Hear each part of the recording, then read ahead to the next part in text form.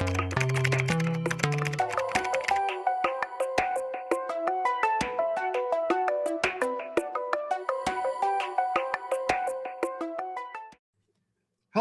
and welcome to another U.S. Tech Workers podcast. I am your host, Kevin Lynn. I'm also the founder of U.S. Tech Workers, and I am once again joined by John Miano. John Miano is a tech worker.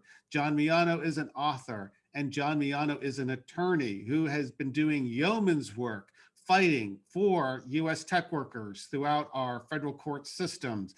And we have a lot to talk about because there's a lot of litigation in the news this week that I think is going to be important to everyone. And John, without any further ado, welcome to another U.S. Tech Workers podcast. Hey, Kevin, it's great to be here with you again. Well, always a pleasure to have you, John. What I'd like to do today, John, it's been a really busy week on the U.S. tech worker front, and there's three things that I do want to talk to you about. The first one is the U.S. Department of Labor has stopped or delayed a rule change on the increase of the prevailing wages. The second thing is a lawsuit that has been filed by an association of immigration attorneys to basically stop the change to the H-1B visa lottery. You know, it was supposed to be merit-based, which is, you know, the employer that's willing to pay the highest wage gets to be first in line. Now we're back to this ridiculous, we could be back to this ridiculous random lottery. And the other thing is to talk about a really strange public relations blitz by the corporatocracy. They seem to not like your H4EAD lawsuit, and they've been really just hammering away with a number of press releases coming at us from all different angles on the H4EAD and the virtues of the program. I got a feeling they're scared of something, John, and I know you're going to let us in on that. So how about we talk about the ruling by the U.S. Department of Labor? Well, first of all, that's the least significant one of the bunch here. And the reason I say that is that the law states that employers have to pay H-1B workers the higher of the prevailing wage or the wage to be paid to similar employees. So if you have a below average employee, in theory, they have to be paid what the average person is. But if you have a superior employer, they have to be paid by what superior employees get paid. Okay? That's what the law says. But the law also says that when the employer makes a prevailing wage claim, the Department of Labor has to approve it within 7 days, as long as the form is filled out correctly. 7 days. That's all they have. How could you analyze, you know, even a small labor market in 7 days? I don't get Well, it doesn't matter because they have to prove them anyway, as long as the form is filled out correctly. So it's a rubber stamp. Plus, the Department of Labor cannot go back and investigate after the fact. Okay, so they cannot go back and review these forms and then say, "Oh my God, we proved this is wrong. Let's check up here." So the employers have known since 1991 that they can put absolutely anything down as the prevailing wage and get their H-1Bs approved, which is why H-1B workers have always made less than American workers. Now, in 2004, Congress directed the Department of Labor to provide a 4-tier skill-based wage system, okay, and which is an impossibility. Because there are no surveys that take place, take into account skills. I mean, how do you measure that? It's not measurable. So what the Department of Labor did was just divide up the wages by percentiles, but they skewed it to the bottom. So the 17th percentile was the bottom layer. Then it was 34th, 50th, and 67th. Okay, so if you look at the law says that the employer has to pay at least the median. Yet two of the wage levels were below the median. So under the law, they aren't even valid for H-1B purposes, yet almost every single H-1B LCA of labor condition application approved will use those two levels. Okay. Now, what the Trump administration did was raise those levels so they'd be higher. But all that, the effect of that would be is that the employers wouldn't have a government sanctioned low wage system. They just go back to the way they were doing it before and find some wage scale and submit it. So right, but so essentially, it was a step in the right direction, but by no means a silver bullet.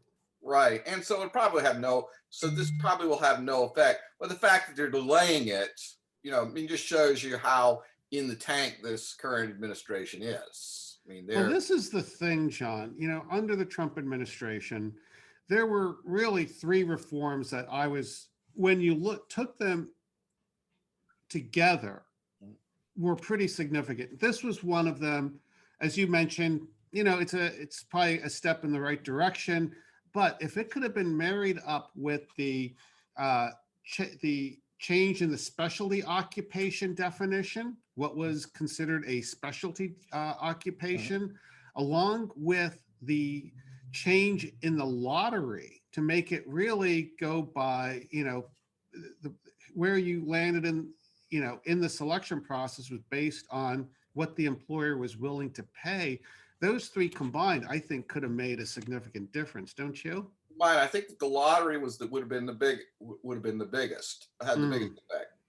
So that's why they're going after that. And that brings us again to the American Immigration Lawyers Association, the lawsuit that they filed this week, which was to again stop that prioritization and keep it this silly random lottery.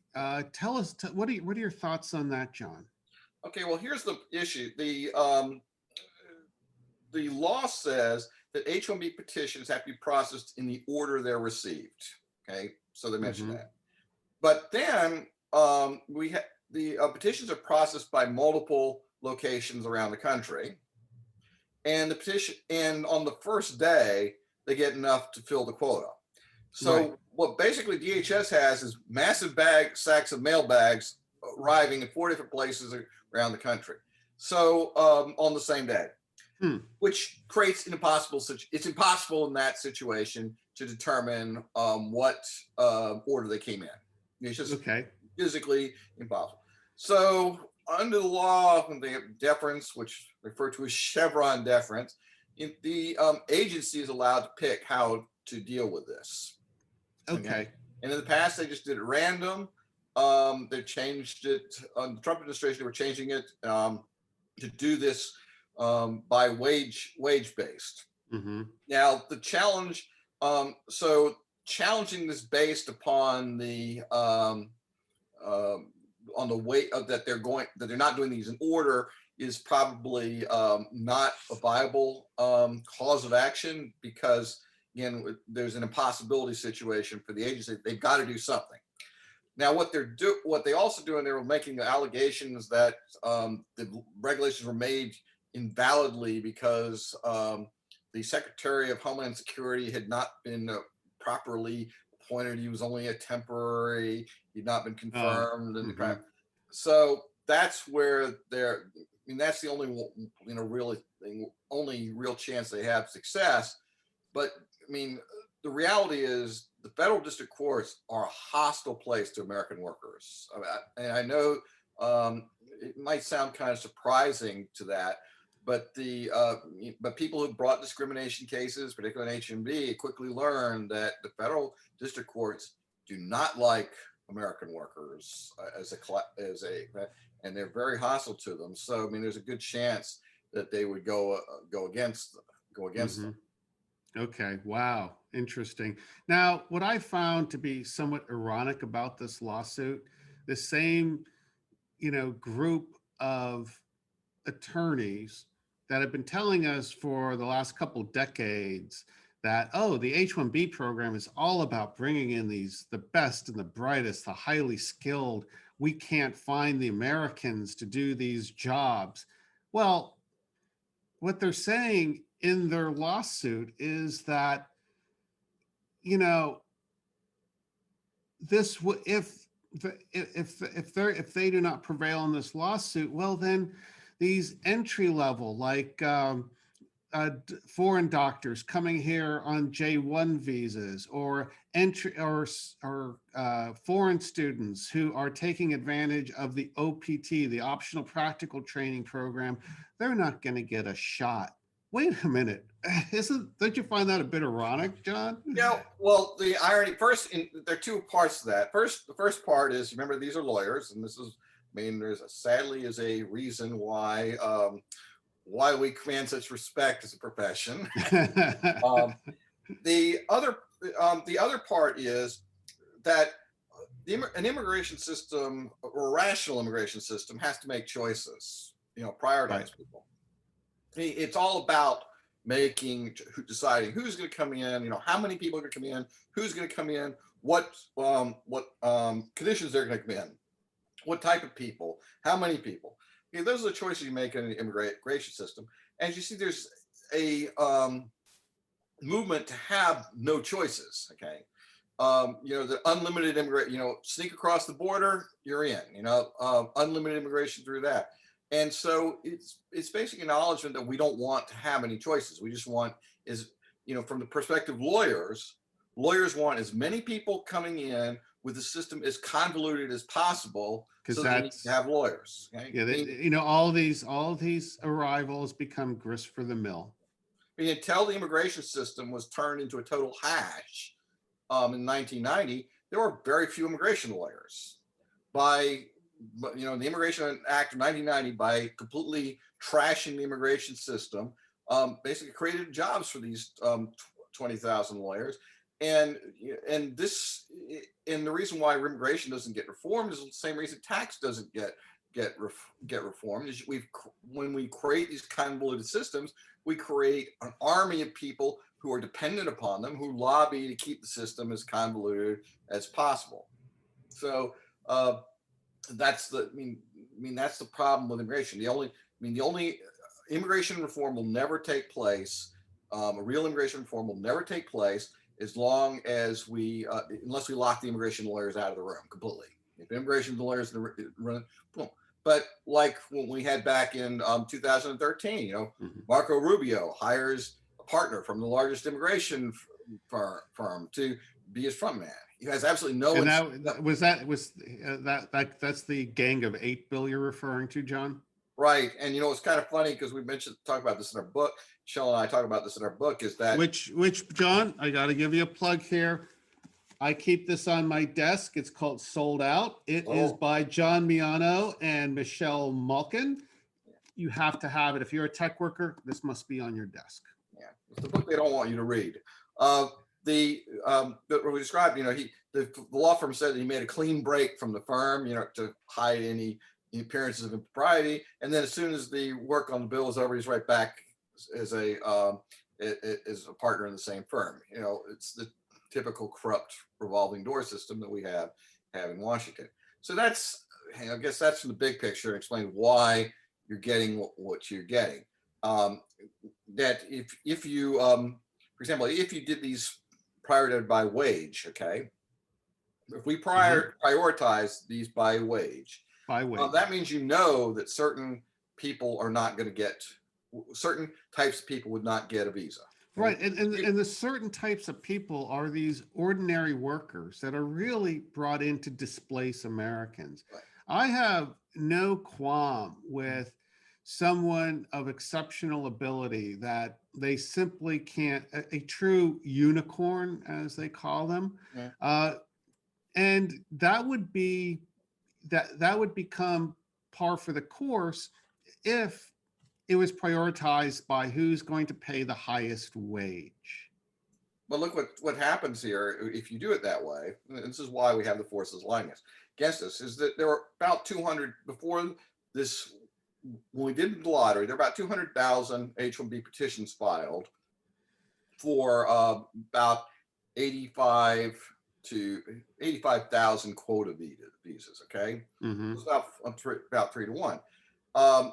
But if you do this by wage, you could predict that maybe at least half of those, before you even file them, that they're futile applications.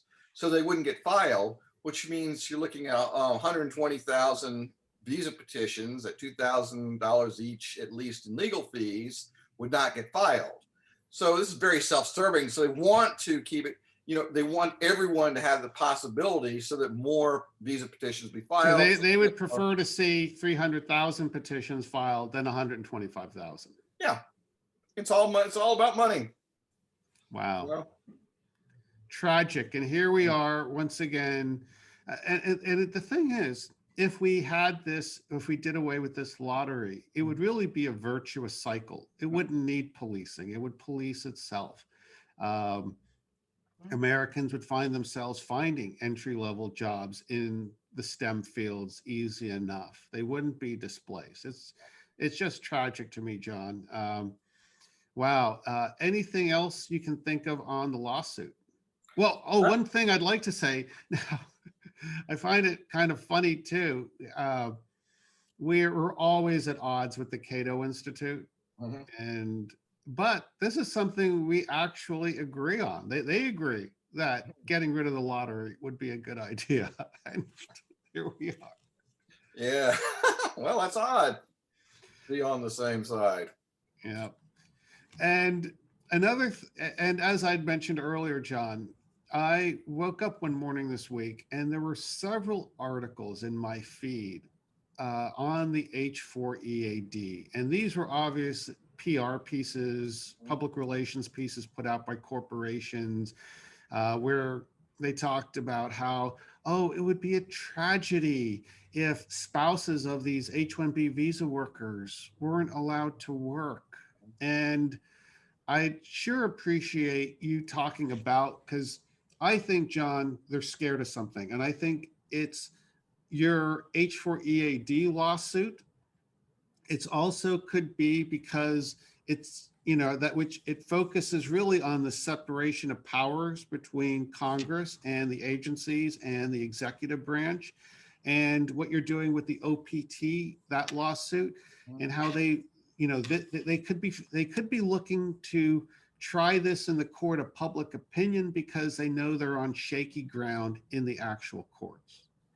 Yeah, what's happening here, and you're seeing, is the big power play. And what very few people in America, I think, appreciate is that Congress does very little federal lawmaking. Almost all of it is done by unelected bureaucrats through regulation. Okay. Because they might pass a law, but in order to implement that law, you need a series of regulations, correct? Generally, I mean, sometimes that's, as laws are written these days, most laws that come out of Congress basically say, go do a bunch of regulations because we can't decide what we want to do. Okay? Wow. Conferring a huge amount of power. And remember that the lobbyists who are writing these bills then know that they and have the power to lobby the agencies, because the people running the agencies, are the ones who are going to be looking for consulting jobs and lobbying jobs. So when their current administration is out, so they they have a incentive to cooperate with this big money. And so the tech industry, particularly under Bush and Obama, discovered that the DHS was a good place for lobbying to get what they wanted. Now, the OPT case provides a good example. And OPT, for those who may not be aware of what it is an optional practical. It's optional practical training, and it is given out to a foreign student who gets an advanced STEM degree. Actually, any graduate gets 1 year. Well, until 1990. Any graduate gets a 1 year, but if you've got a foreign advanced STEM degree, it's 3 years? Well, it's 3 years now. It comes 3 years. So what had happened is that this program had been created in 1992 through regulation without notice and comment, and allowed people to do 1 year, okay? Basically an internship after you graduate. Okay? Right. Technically, this violates the law, but it wasn't significant enough that for American workers to invest 10 years of litigation into fighting. Now, during this time, like 1998, 2000, even 2004, the tech industry was able to get increases in H-1B visas, so that they could have more visas to replace Americans with. But that was starting to dry up. That they were going back. Congress was getting tired of the tech industry coming back and asking for more and more and more, because the original purpose of the H-1B visa was to reduce the number of dependency on foreign workers. At least Congress said that was what they expected, and that didn't happen. So what happened in 2007, Microsoft and a bunch of tech companies threw a dinner party for DHS Secretary Chertoff, where they pitched the idea of, why don't you change this, make this 1 year, 29 months, basically, effectively 3 years, so they could serve as a substitute for H-1B visas to get around the H-1B quota. Okay, and then Chertoff worked with these businesses and academics in total secrecy, okay, without even telling anyone they're working on this, and then suddenly dropped these regulations out without notice and comment, claiming it's an emergency measure. Okay. So the whole program, the OPT program, was created within an agency and not by Congress. Right. There's no record by Congress, and it had been below the radar. But now when they created to its basically linked to an H-1B visa, it becomes a major headache, and this thing's exploded. So there are now more people on this OPT program every year entering OPT than there are H-1Bs. And I would strongly urge everyone. Rachel Rosenthal did an amazing piece in Bloomberg. I will pull that while you're talking. I'll pull that up, and before we end, I think it's really important that everyone take a look at that amazing piece of work she did. It's really a soup to nuts on what the OPT program is and why it needs to be terminated. Now, what happened this happened in the Bush administration, but then under the Obama administration, DHS went wild doing these regulations. And DHS literally declares that they have dual authority with Congress, that's the term they use, to define classes of aliens who are eligible for employment. So basically, the system DHS claims now is set up so that if an industry office, you go to Congress, you ask for something. If they say no, then you go to the agency, and then they can say yes. And so this is why it's so important for them, is now they've created this system, it's a totally corrupt system where, it's legalized bribery, in fact, point, that where they can go and shower lobbying on bureaucrats where the public has little access to, and get these massive guest worker permits. So OPT now is the largest guest worker program by number of workers each year in the entire immigration system. And it was created entirely through regulation without any congressional approval. And in total, if you look at the number of work authorizations given out every year, there are more worker authorizations being given out through regulations not authorized by Congress than by regulations authorized by Congress or work authorizations directly approved by Congress. So this is for our democracy, this is a big thing. Are we going to have, the question really for the courts here is, are we going to have a system of, where our elected officials decide things, or is it going to be one where Microsoft and their corporate buddies can go throw dinner parties to the DHS secretary and have secret rulemaking done? And wow. So and as they also pointed out about the secrecy part, is that, even when the Trump administration was talking about doing rules like the restrictions on H-1B visa you described about about setting the standards for H-1B. Right, the specialty occupations and everything. Mm-hmm. They were public that they were doing about it. People could write them and call them about there. In the case of OPT, they did it in absolute secrecy. They didn't tell anyone they were doing it.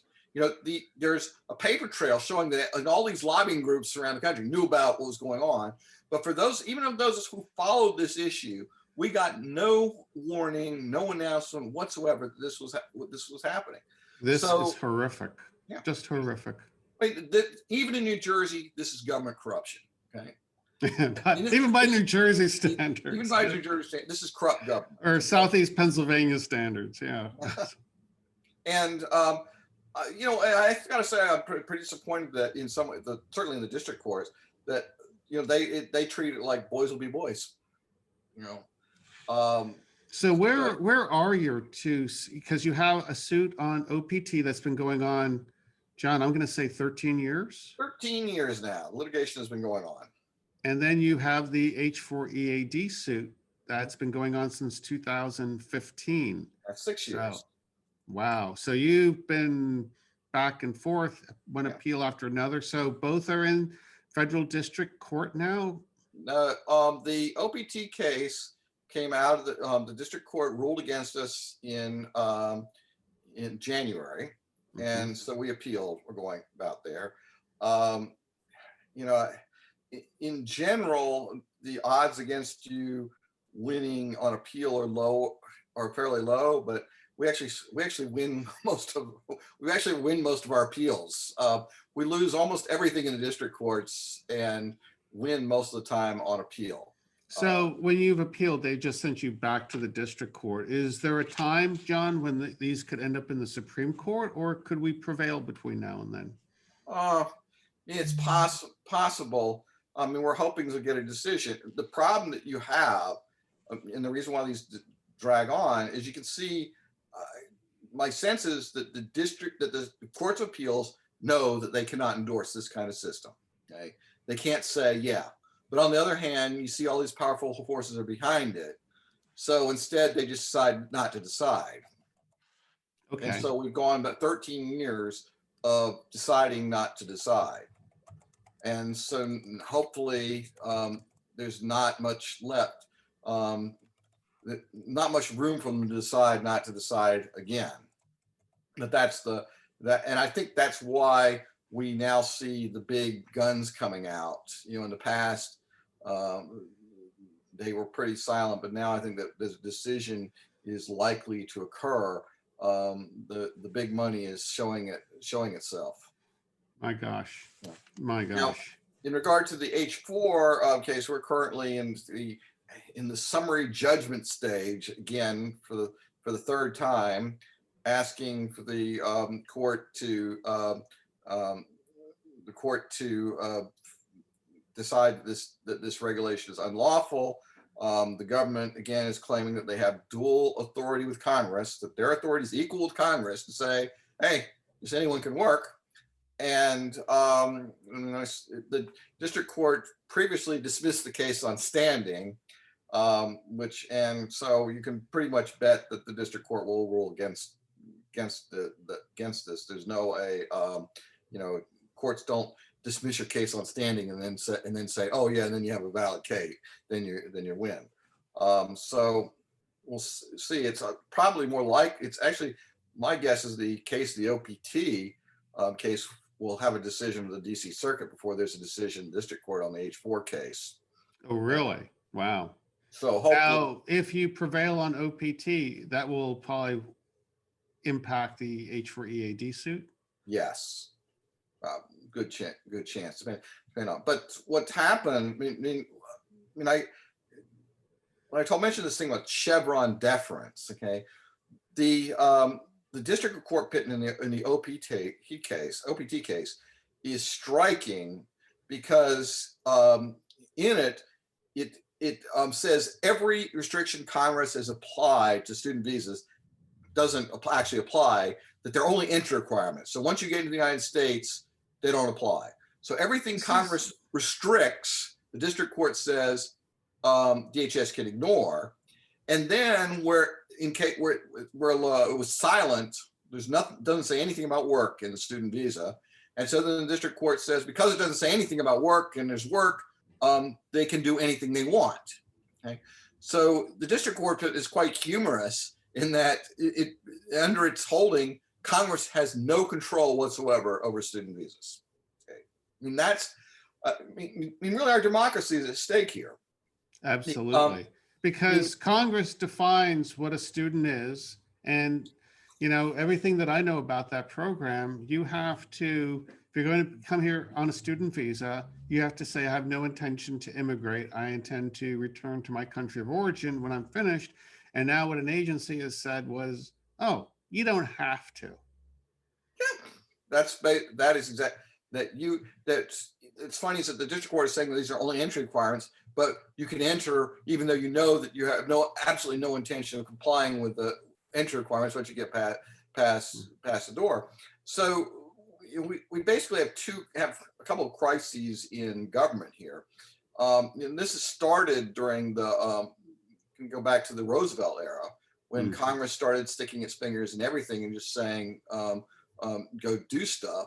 And at the same time, the courts rolled over and started playing dead to these delegations of power to agencies, such that we now have this, basically a fourth branch of government, this unelected bureaucracy that is the most powerful institution in our federal government right now. Yeah, I mean, it's powerful in so many ways. They can decide to slow walk things. They can speed things, processes up. I mean, they can be a big hurdle to an administration, the Congress, anyone that they choose to be. Well, also what happens is that what the Supreme Court says on high doesn't filter all the way down to the bottom. So this, again, I've mentioned Chevron a couple of times already about deference. People attack Chevron.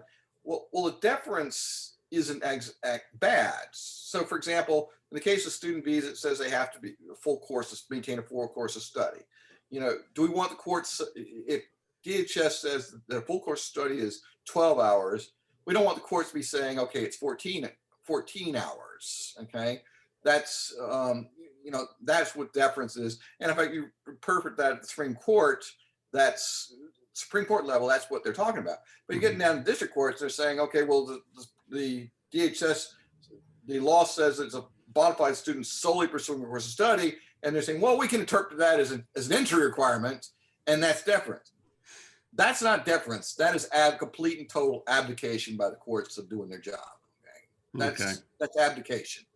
And there's several areas like that that have occurred. If we're going to law, there's a case called Twombly, Belt Landing versus Twombly, in which the Supreme Court said you actually had to state a case to bring it, state some facts to bring a case. And what was happening was people would sue a company without any facts and then do discovery on them to try to find something that they could bring a lawsuit against. Okay. Supreme Court said no. Well, that makes perfect sense at the top, but then by the time you get down to the district courts, the notice pleading you had to have before is completely out the window, and then you have to basically state every single detail of your case, and so you get two different things. So what happens in the Supreme Court does not filter all the way down to the bottom. It's like telephone, where one person tells a message to the person next to them. Something's lost. Something is lost, not in translation, but as it gets passed down. Yeah. Wow. Wow, John, I think that's that's more than my small brain can handle and process, but really helpful information on those two lawsuits. And, I wish you all the best in those. And it just seems if you can make headway on one, it'll impact the other. And this is a good thing because, just in this last few weeks, as the country comes out of COVID and the economy starts to kick back into gear and places are opening up, there's a huge demand for workers right now. And there's a solution to that, and it's a very simple market solution. Just pay them more. There is a great example out of Pittsburgh where an ice cream parlor was having trouble finding workers at $7.25 an hour. It increased it to 15, and they had over 1,000 applications. Tells you something. Yeah. Pent up, workers have not been paid. I mean, since the 70s, it's been household debt that's been increasing and not household wealth. And And this it gets into immigration, because the cool thing is, you know, you have writers at papers like outlets like the New York Times, Washington Post, and others that are just saying, hey, look, guys, the solution's simple: pay more wages, because this is how you respond to a tight labor market. Well, up until the early 1970s, we greatly restricted and regulated immigration, which gave us a tight labor market. So workers were able to demand better wages, better benefits, also gave them the opportunity to organize. All of these things led to, it's a virtuous cycle at the end of the day. And in absence of that, where we have seen not just an increase, significant increase in immigration, but an addition of a number of non-immigrant visa worker programs like H-1B. We're talking about OPT, which isn't a non-immigrant visa program. It's an employment authorization document, but it very quickly, you know, someone gets on as an OPT, the company sponsors them for an H-1B and then a green card, and they have a worker there for many years. And this impacts wages and salaries. And, you know, I'm hoping that Americans will see with this example what's happening now, that, wow, there is virtue to a tight labor market. Immigration works against that. And we need to be shutting down these programs like H-1B, OPT, and better restricting and regulating immigration, because for it to work, it has to work in the interest of the American worker. Well, the average American has not seen a raise since the 1970s. That's basically you're right, in real dollars, absolutely. And the amount of money to get in the Forbes 400 list. Now, the top of the list wouldn't make the list now. The top of the list from the 70s wouldn't be on the list today. Well, out there. And what, you know, like Disney, you know, the Disney replaces 250 Americans with H-1B workers, and their CEO gets a raise, you know, $35 million a year. That's what's going on. But the public hasn't woken up for some reason. I mean, I hate to say it, but you guys, last November, you elected a man who voted to make it legal to replace Americans with foreign workers as president. You know? Yeah. and you know, the elections have consequences, and there's a reason why you're not seeing a pay raise. There's a reason why you're being replaced by foreign, because you're voting for these people, and you need to, you know, you need to start waking up and looking around at what's going on, and start sending this old guard in Washington back home and packing. Yep. All these neoliberals, these globalists that, you know, for them, it's all about the free and uninhibited movement of people and capital across international borders, so as to maximize profit. That's not working. You know, the trend is definitely for us to become much less globalist, much less the policeman of the world. But, you know, that's going to take a while before I think workers realize it. So it's important, if you watch this video and you like the content, please share it and begin to build networks where, because ultimately, as John, you were saying, these are legislative solutions. This old guard has to be put out, and we have to bring in people that are enlightened as to what good immigration policy can do for the American worker, and how bad immigration policy has been negatively impacting the American worker. And in a sense, immigration is just a microcosm of the larger issues that go on everywhere. You know, tax, you know, in banking and all these other areas. It's the same thing is going on.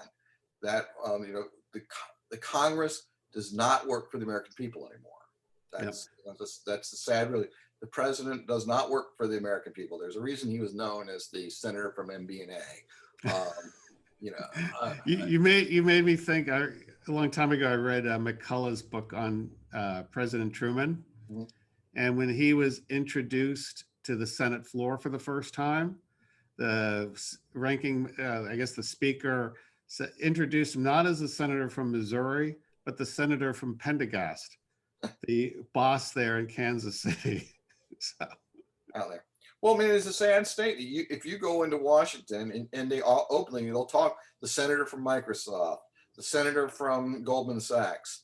Everyone knows who you're talking about in Washington when you use terms like that. It's not. Wow.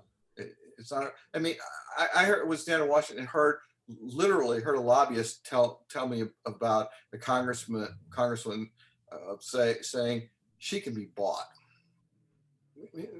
out and out.